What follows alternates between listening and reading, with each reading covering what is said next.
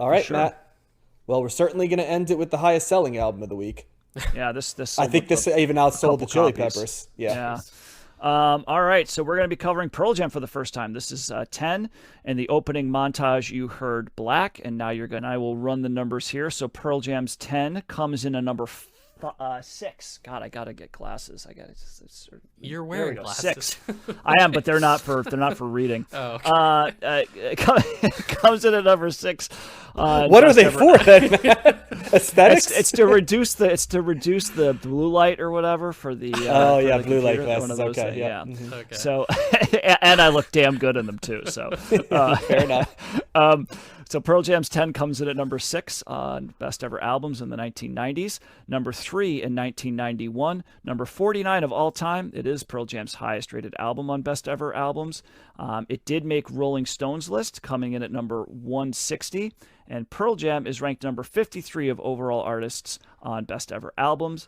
And so, yeah, this is their debut album. They have a total of 11 studio albums. 10 was released on August 27th, 1991. And it's considered grunge, alternative rock, and hard rock. But I think, John, you mentioned earlier in the beginning of the episode, they're one of the 4 granddaddies of the grunge, right, with Nirvana, Alice in Chains, and Soundgarden.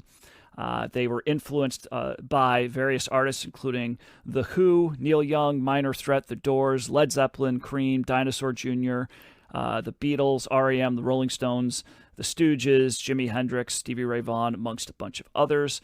Other artists similar to, obviously, Nirvana, Soundgarden, Alice in Chains, Foo Fighters, Smashing Pumpkins, Live, Mad Season, and Mudhoney. And bands that they influenced include Candlebox, Creed, Nickelback, Collective Soul, all of John's favorites. Could they? I mean, is that fair to Pearl Jam? Come on. It's just I was looking at what artists had followed Pearl Jam, and it's like, yeah, Seven, Mary 3, Collective Soul, Stone I Temple was looking Pilots. too because I was like, yeah. Well, we'll get into that. Yeah. Their highest charting single was 1999's Last Kiss, which hit number 2 on the Billboard Hot 100. Wasn't even a Pearl Jam song. It was a cover from a 60s song. They had 3 albums hit number 1. They included Versus, Vitalogy, and Backspacer. And then 10 and Yield hit number 2. 10 actually finally hit number 2 in August of 1992, basically 1 year after its release. So this was a slow burner. This did not just take off right away, but when it did sell a ton of copies. So little history on the band. They were formed in Seattle in 1990 by bassist Jeff Ament and guitarist Stone Gossard.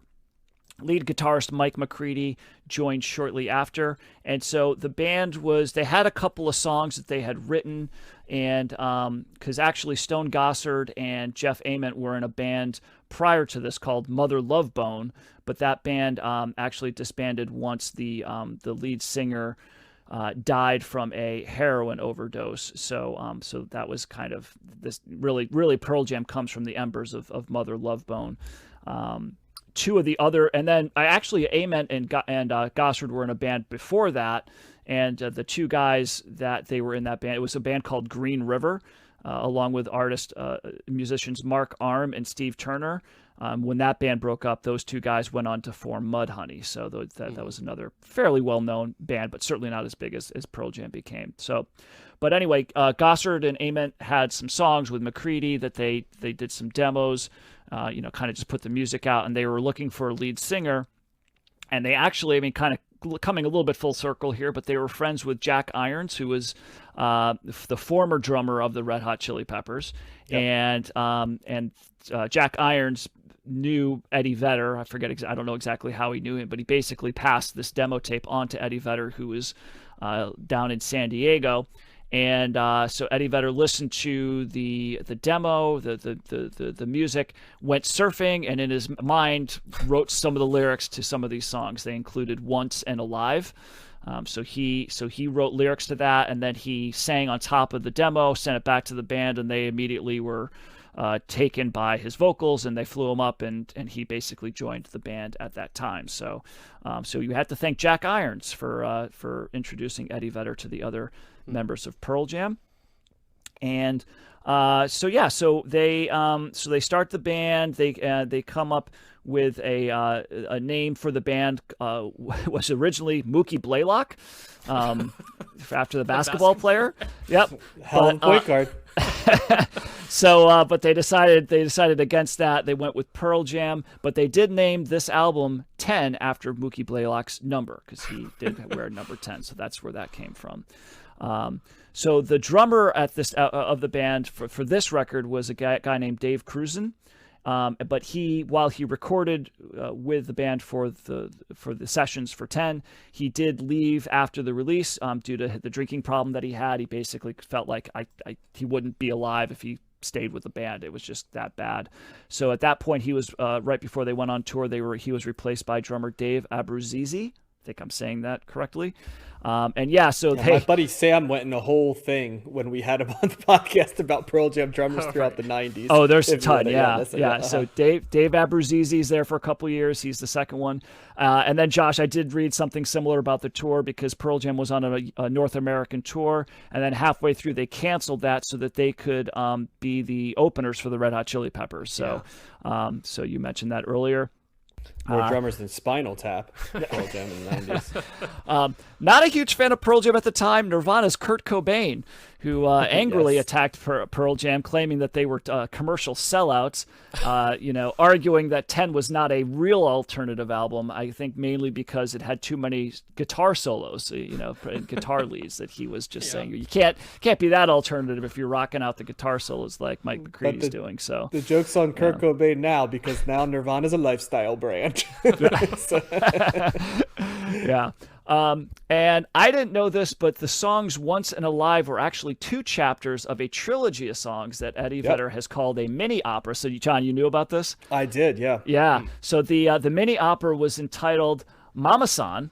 And so the order of the songs, actually, the story starts with Alive, and that's the song. It's actually semi-autobiographical, because it's about Eddie Vedder finding out that the guy that he thought was his father actually was his stepfather, and his father had passed away years before. I think Eddie Vedder was something like 17 when he found that. He's 17 years old, and he finds out that the guy he thought it was his dad actually wasn't his real biological father. So, but the song Alive, it actually goes in a little bit of a different direction, because in that song, the protagonist actually is seduced by his mother. So there's a little incest going on there. That did not happen. Be clear about this, did not happen for Eddie Vedder, but the mother in the songs thought that that her son looked like the deceased father, and she seduces him. So that experience causes him to, in the song Once, go a little bit insane, and becomes a serial killer. So he's got that. It's a violence tale. That's what I was trying to figure out how it played in. Yep. Yeah.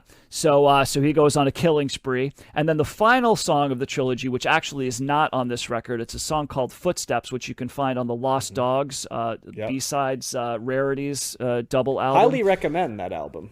Yeah, it's got where you can find Yellow Ledbetter's on that one too. Yeah, there's Pearl Jam's got they got a ton of songs that never made it to records and stuff like that are big fan favorites. But that song was called Footsteps, and that basically is about the protagonist being in jail awaiting his execution from being a mass murderer. So that song Footsteps, we are actually going to hear the music for that song, because it was used in the Temple of the Dog album. On the track Times of Trouble, which is basically the same music as Footsteps, but Chris Cornell wrote different lyrics to it. So that's the main difference there. And despite of the lack of a single release, the song Black managed to reach number 3 on the U.S. Billboard Main Street Rock chart. So it's one of the more successful songs that wasn't officially released as a single. Eddie Vedder and the band as a whole, they felt like they didn't want that song to become a single and become as big, and which becomes a very Pearl Jam thing, right? We don't want to be that big. And that song was a very emotional, personal song, and he just didn't want that to kind of be commercialized on MTV or anything like that. The way that Jeremy was, right? I mean, Jeremy was that's kind of maybe the most that video is probably the one that we remember the most, because Pearl Jam really didn't do videos much after this at all. So they kind of stopped after this record. But that video was pretty intense, to say the least. So, but anyway, so this is Pearl Jam's 10.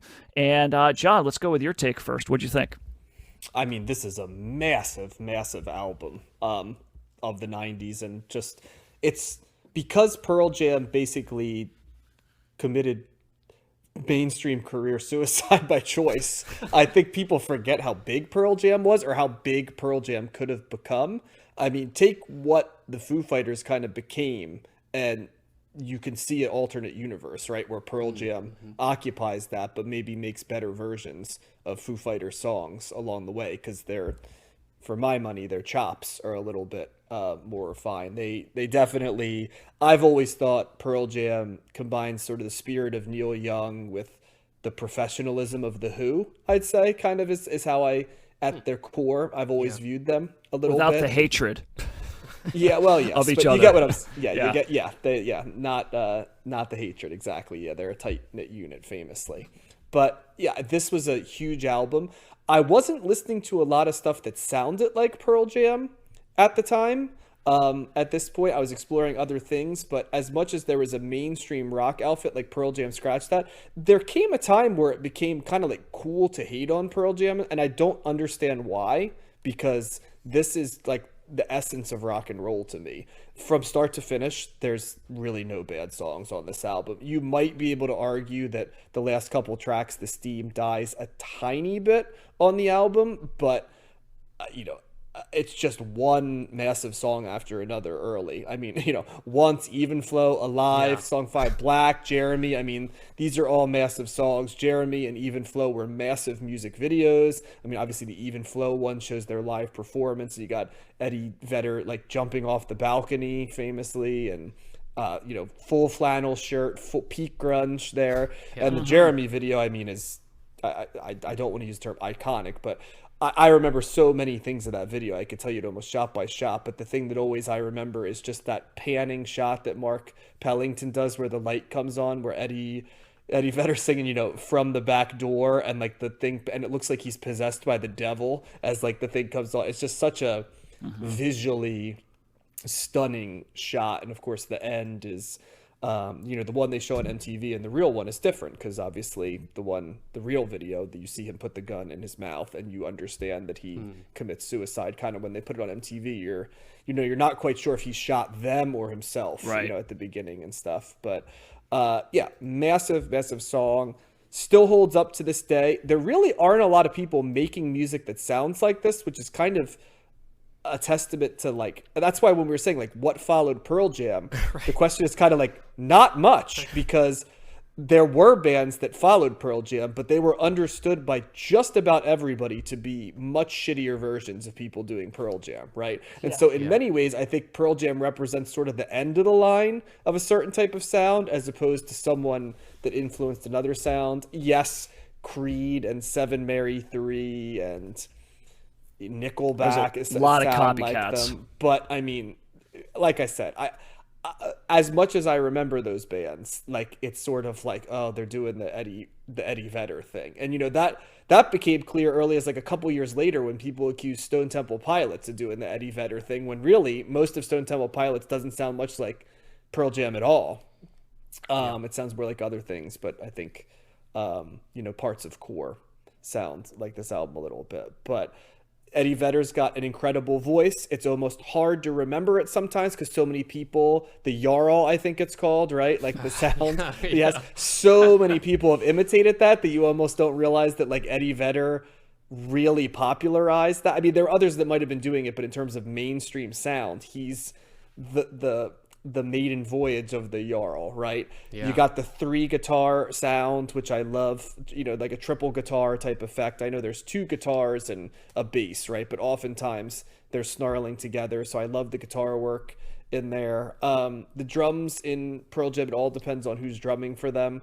Their best drummer wouldn't come till the late 90s and to the modern day when Matt Cameron joins them from Soundgarden. We've already talked about how much I like him when we covered Soundgarden. But for a debut album, this is a remarkably polished piece of business. It's pretty amazing. It does not seem like it should be somebody's debut album to come this fully formed. Yeah. And it is one of the best big albums of the 90s. An album that, if you had told me up until even the late 90s that 10 by Pearl Jam might be a little bit forgotten at a period, I'd be like, yeah, by who? But it's kind of forgotten. And some of that is a testament to, maybe rock falling off as a genre a little bit, Pearl Jam giving up the chance to become, U2 big or, Rolling Stones big, and instead choosing to be, traveling band until to this day, still playing their live shows and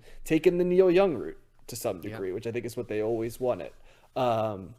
But it is important to go back and remember that this is a massive, massive album, and Best Ever Albums had it at number 6, you said?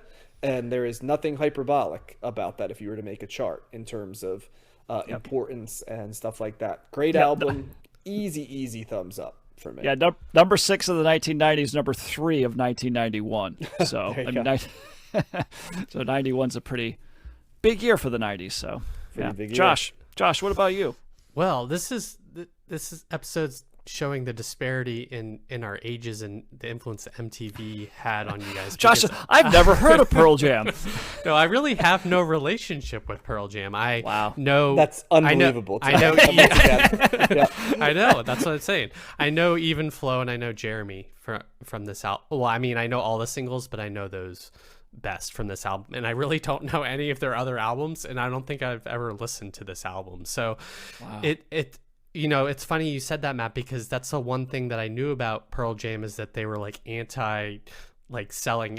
They didn't want to sell out, and that was like part of their narrative, and like so much so that it was like, it hung over them more than their music, even like Did you process that, like, if that didn't happen with Pearl Jam, there's a really good chance that they're the biggest band of the 90s?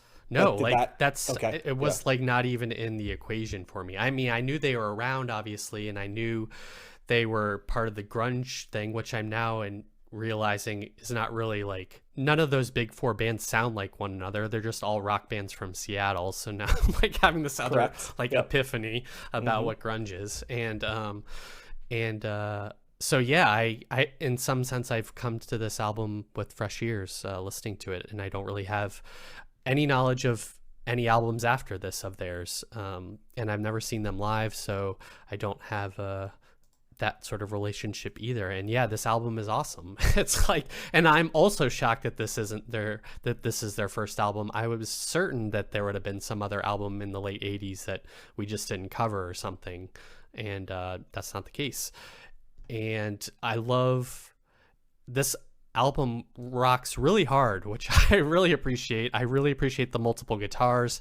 They are kind of like Neil Young is an apt comparison. That's kind of the one person I thought of that might be similar to them.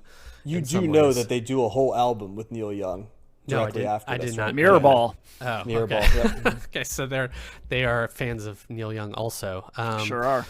And he's Neil Young is the godfather of grunge, Josh. That's what he became known as in the 90s. That. Yes. Yeah. And they, what am I trying to say? Yeah, there is an undercurrent of like blues rock to them that I pick up on. But it is kind of late, and there's no other bands that really sound like them in terms of like the multiple guitars, and I really appreciate Eddie Vedder's voice, and just kind of the power and strength he has in that, and that he has that like soaring vocal that, as you guys said, like all these other bands copied and like are not doing it as good as him. And he has I really appreciate kind of his range and a power. And I think Pearl Jam also, I kind of got this, there's this undercurrent of darkness to them, and kind of sadness in some ways. And when you were describing the Jeremy video and some, the triptych of songs, like, yeah, that darkness is there. Those are all kind of like dark themes. Have you seen those videos, Josh? No, I don't think so. Ooh. So you got to see the Jeremy video. I think you guys see the Jeremy video. That's a top 5 video of the 90s. Yeah, I'll watch it. But yeah, I just really appreciate the drums on this album are really good too. I think they complement the guitars, and I just kind of got the appreciation of like the really rocking nature and the I don't know, it's the heaviness in a different way that like Soundgarden's heavy and Alice in Chains is heavy, and Nirvana's kind of like more punk in my mind in some ways than this. And and they all have different influences, and so yeah, I really like this album. I don't know what to say. It's a really great rock album. His voice is great. It's underappreciated. It is kind of crazy that I wonder how many people know Pearl Jam nowadays that are into rock music. Like you said, John, maybe it's just rock has kind of fallen off the radar. It's not even like a thing. So yeah, I really like this album, and I'm excited to see what they have to in the future too. So we'll be doing a lot of them. Yeah. If we didn't have Blood Sugar Sex Magic on this episode, this would be my album of the week, but that beat it for me. Yeah, I love like that we're getting into this area of music. And the fact that Josh is so like, wait, what? Like it's just it's like doing a podcast with like a 14-year-old that I'm like, wait a second, yeah. But it's listen to no Dad's way, CDs. It's in no way to disparage Josh at all. It's just like for albums. Yeah. For me, like this, like Blood Sugar Sex Magic, yeah, they're so like embedded. I didn't need to listen to this album Matt, at all. I listened to it once and I was like, I got it. Like I've memorized this album, exactly. Like, same thing, and it's just like, and this is my first CD, and I got I remember I got this, and this was when CDs still came in the long cardboard boxes. So this album, this is like, and when I started getting CD, they stopped. This was like right around the time they stopped doing that. But yeah, I got this at the mall. It was like, that's my first, and I got it late in the game too, because initially it took me a while to get into Pearl Jam. And then when I got this record, I was like, holy crap, like, this is just, it's just so good. And so I mean, full disclosure of all the grunge, and you're right, Josh, it's like they all kind of, they're cut from, different cloths in terms of their influences. Like probably, Nirvana's more punk, Soundgarden's more metal in times, right? Yeah. This is more, classic rock, maybe Neil, whatever. And so, but this has always been the band of the four that I resonated with me the most, or the one that I enjoyed the most. And I liked all the other ones too, to varying degrees. That's still the case too.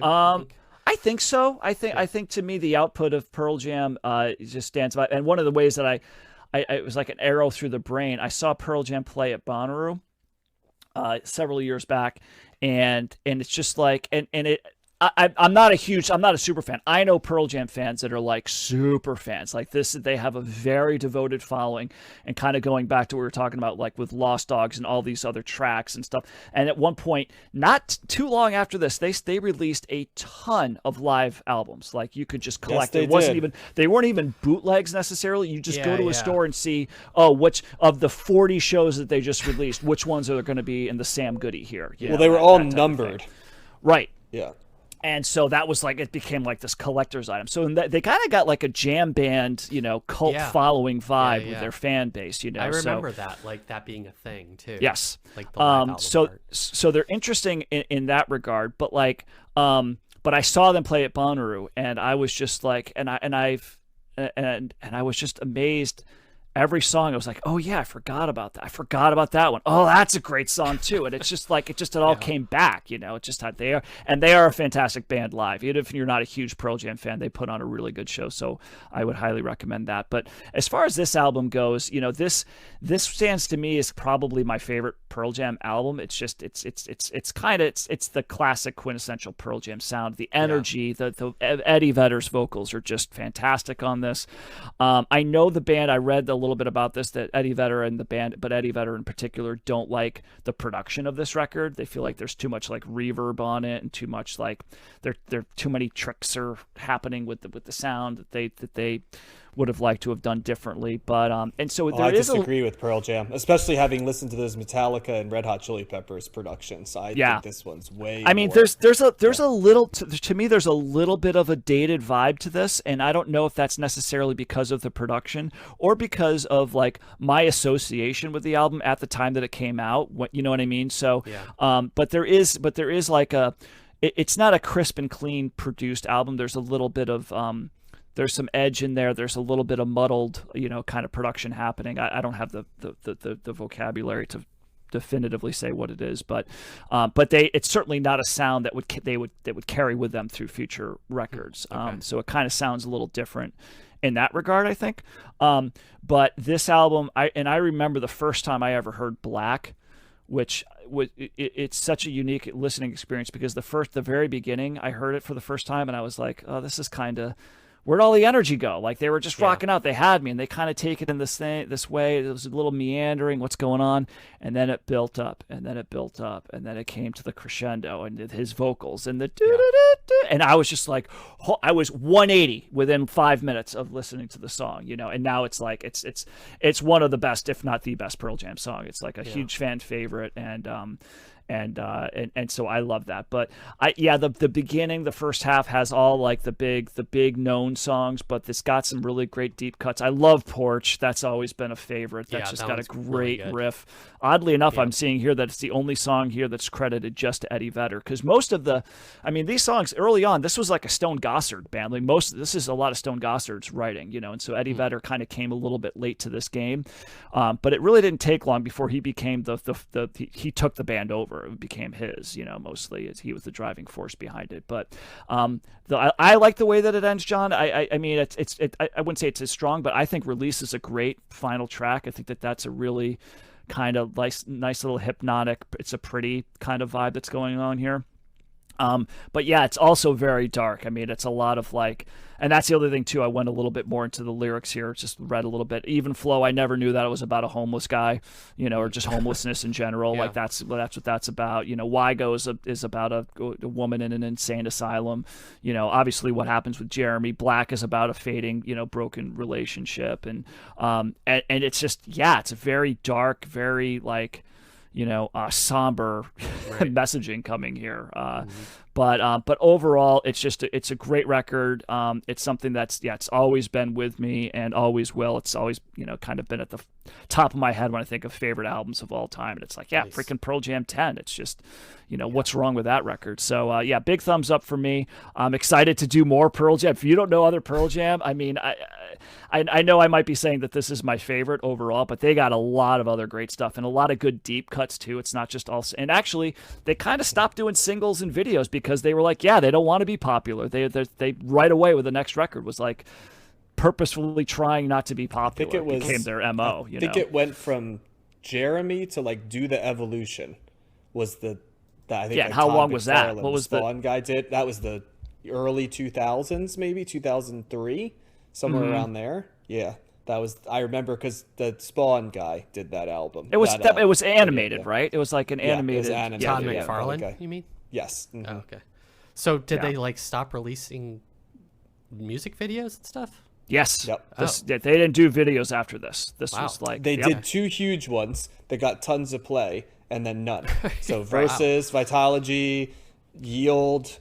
No Code. No Code had no videos. No videos. None of them. Okay. Yep. And then they took on Ticketmaster. Yeah, they have a whole like. There's like Pearl Jam the band, and then there's Pearl Jam the identity. It's like this whole other thing. But it's and very. Then there's Pearl Jam, the shit that wasn't on their albums, like Yellow Ledbetter and the song from the Singles soundtrack and. Last Kiss on their fan club thing, and the thing they did with Neil Young. So there's this whole.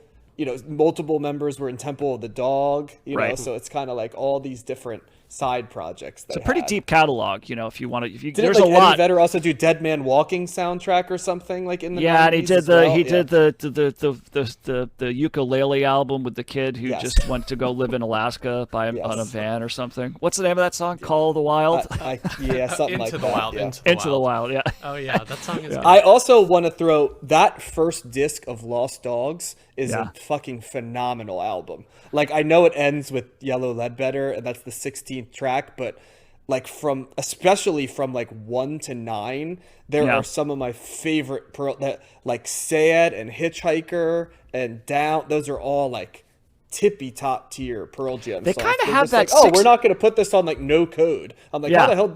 Not that it's not. There weren't great songs in that, but I'm like, how the hell did this not make the album? So. Yeah, they kind of had like that 60s thing where they did like the album and they just did a bunch of other songs and they just threw it out on like a put like a Past Masters, like a Beatles kind of thing. It's like Yeah, they had they're all right these there other with the songs. Beatles or the Smiths and stuff, where you're just like, how the hell did these songs not get on albums? The Stones So- do that too, or Yeah, early, Yeah. but then they kind of went away from that. But early in their career, I would compare it to the Smiths, where just Smiths, throughout yeah. their career, there's just these singles that they put on like Louder Than Bombs, and you're like, how the hell did this Yeah. song not get on like Panic not get on one of the Smiths albums? It's like Jesus Christ. So Yeah. that same thing with Lost Dogs. It's like wow, there's a lot of stuff. So Yeah. so yeah, it'll be fun to do Pearl Jam for you, Josh. And I Yeah. know that Matt, you said you don't have as strong a relationship with Alice in Chains. Yeah, and I'm looking that's forward to you my building that relationship black with hole them there. as Yeah. well. Mhm. Yep. It ain't my black hole. Down in the hole. Yeah. I realized too, I forgot, I didn't talk about the Soundgarden album with you guys. That was the bonus episode you guys did, but I really love that album too. So Yeah. Yeah, it's a good one. that was good. Awesome. Good shit. Well, exciting.